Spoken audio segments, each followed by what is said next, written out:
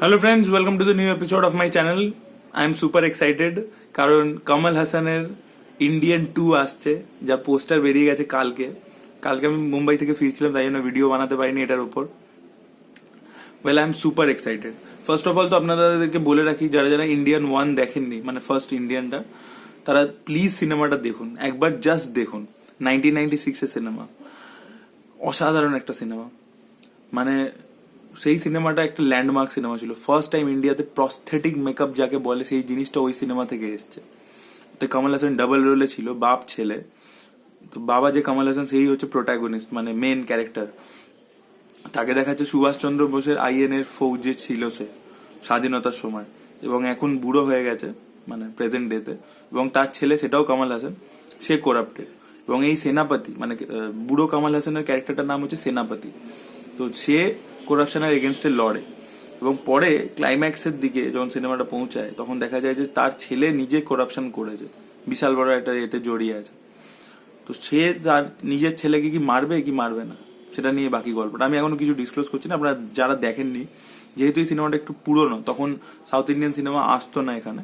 But এই সিনেমাটা হিন্দিতেও রয়েছে। হিন্দিতে এটার নাম হচ্ছে Hindustani, actual Tamil name is Indian. Manisha কৈরালায় উর্মিলা মাতঙ্গের হিরোইন হিসেবে ছিল।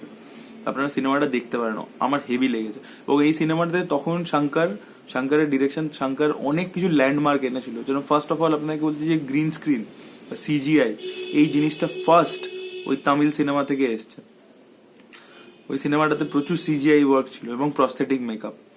ওই সিনেমাটা খুব হিট করেছিল বলেই তারপরে চাচি 420 ওই জিনিসটা কমল হাসান প্রস্থেটিক মেকআপ দিয়ে করেছে। তো এই জিনিসগুলো তখন একটা ল্যান্ডমার্ক ছিল 1996। এখন আপনার দেখলে হয়তো ভিএফএক্স বা যে সিজিআই ওয়ার্ক বা গ্রিন স্ক্রিন বা প্রস্থেটিকটা মনে হবে যে হ্যাঁ খেলো কোয়ালিটি। কেন কি আপনি দেখুন কত বছর পেরিয়ে গেছে, অলমোস্ট 23 ইয়ার্স এক্স্যাক্টলি। তো 23 ইয়ার্স পেরিয়ে গেছে, তো এখন তো খারাপ মনে হবেই। তখনকার দিনে সেই বাজেটে বানিয়েছিল। যাই হোক, তারপরে এত বছর পরে সেই সিকুয়েল আসছে। 2020-তে রিলিজ করবে, 2019-এ একটা পোস্টার বেরিয়ে গেছে। পোস্টারটা আমার থাম্বনেলে ছিল, এবং আমি আমার ইনস্টাগ্রাম, ফেসবুক, হোয়াটসঅ্যাপ 3 জায়গাতেই শেয়ার করেছিলাম। আমার এত এক্সাইটমেন্ট ছিল। I was in the airport when I got the poster. So, এবং এখন তো আরো টেকনোলজি বেড়ে গেছে, বাজেট বেড়ে গেছে। তামিল ইন্ডাস্ট্রির বাজেট অনেক বেশি হয় এবং শঙ্করের সিনেমার বাজেট অনেক বেশি হয়। তো মানে বিশাল একটা ব্যাপার।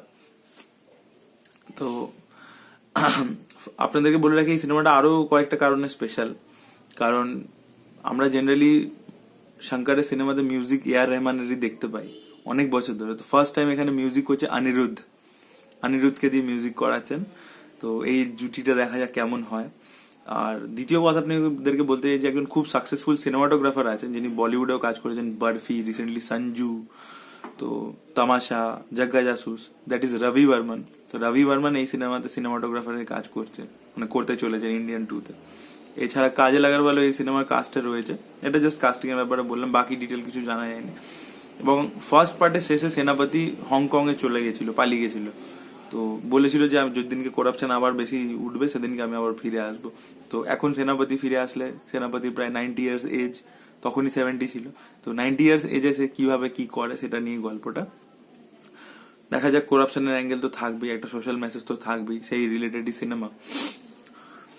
তো এই দুটো তো বললাম, টেকনিক্যাল অ্যাসপেক্টটাও বললাম। অ্যাকশন ডিরেক্টর হচ্ছেন পিটার হেন, যিনি বাহুবলীর অ্যাকশন করেছেন, 2.0 অ্যাকশন করেছেন, মানে শঙ্করের সব সিনেমাতে আই থিঙ্ক। তারপরে মুরগা দাসের সব সিনেমার অ্যাকশনও পিটার হেনই করে। তো পিটার হেন is a very stylised action করবার জন্য খুব ফেমাস। গজনি, আমির খানের গজনি এবং সুরিয়ার গজনি, দুটোতেই অ্যাকশন ডিরেক্টর পিটার হেন ছিল। আরো আপনাদেরকে একটা বলি যে এটা যে মেকআপ আর্টিস্ট যাদেরকে আনা হচ্ছে, যে কোম্পানিটা, কোম্পানিটার নামটাও মনে আসছে না, তো তারা হলিউডে কাজ করে। তো 2.0-তেও তারাই প্রস্থেটিক করেছিল। তো সেই কোম্পানিটা এছাড়া এক্সপ্যান করেছে, X Men apocalypse, civil war, captain America civil war, সেটার কাজ করেছে। তো এত মানে হলিউডের কোম্পানিদেরকে নিয়ে আসতে হচ্ছে। এবং পিটার হেন ছাড়াও আরো দুজন হলিউডের অ্যাকশন ডিরেক্টরও থাকবেন এই সিনেমাতে। এইগুলো ছিল সব ডিটেল, আমি কোথাও লিখে রাখি না, তাই জন্য আপনাদের মানে ওই নামটা মিস করে গেলাম, sorry for that. Well, that was the information. I am very excited. আপনাদেরকে বলছি, রিকোয়েস্ট করছি বারবার, প্লিজ আপনারা ফার্স্ট পার্টটা দেখুন। এবং সিনেমাটা রিলিজ করতে এখন 2020 জানুয়ারি 18 শুটিং স্টার্ট হবে। প্রি প্রোডাকশন লেভেলেই আছে, এবং 1 বছর তো লাগবে। এবং লাইকা প্রোডাকশন, মানে সুভাষ করণ যিনি 2.0 প্রডিউস করেছিলেন, কাথি প্রডিউস করেছেন, তো উনি প্রডিউসার এটা। তো বড় বাজেট, শঙ্করের মতো এত ভিশনারি ডিরেক্টর, এবং কমল হাসান শঙ্করের এই যে ডুয়োটা, মানে এটা এই ইন্ডিয়ান সিনেমাটাকে কেউ কোনোদিনও রিমেক করেনি আজ অব্দি, এত বছর হয়ে গেছে। কারণ ওই এনার্জিটা আপনি কিছুতেই ফুটিয়ে তুলতে পারবেন না।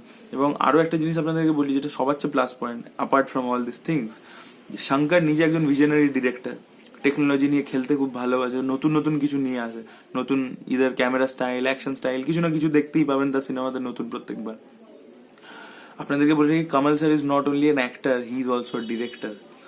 Vishwaroopam is an excellent film, Hey Ram was an excellent film.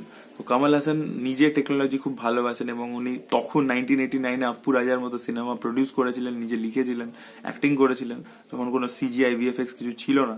তো উনিও টেকনোলজি খুব ভালোবাসেন। তো যখন দুটো এরকম এত ক্রিয়েটিভ মাইন্ড একসাথে এক জায়গায় আসে, তো ইন্ডিয়ানের মতো সিনেমা তখন তৈরি করেছিল অত কম বাজেটে। তো এখন বাজেট আছে, সবকিছু আছে, দুটো এত ক্রিয়েটিভ মাইন্ড আছে, এত টেকনোলজি আছে, সুভাষ করণের মতো প্রডিউসার আছে ব্যাকিং করবার জন্য। তো জিনিসটা কত বড় হবে, লার্জার দ্যান লাইফ হবে, সেটাই এক্সপেক্ট করছি। তো অনেক বছর পরে, ওই ইন্ডিয়ানের পরে শঙ্কর কখনো কমল হাসানের সাথে আর কাজ করেননি। এবং কমল হাসানের খুব ইচ্ছে ছিল, উনি ইন্টারভিউতে বলেছেন যে আমি নিজে ইন্ডিয়ানে 3-4টা আরো গল্প লিখেছি, এবং আমি শঙ্করকে 2002 থেকে বলে আসছি যে চলো লেটস মেক ওয়ান। শঙ্কর বলেছিল যে না, I will make it on right time. তো সেটাই। তো দ্যাট ওয়াজ ইট গাইস। আপনাদের কি মতামত আপনারা কমেন্ট সেকশনে জানাবেন, এবং ভিডিওটা ভালো লেগে থাকলে like, share and subscribe to my channel. Don't forget to hit the bell button to get all the notification. Thank you so much, bye by.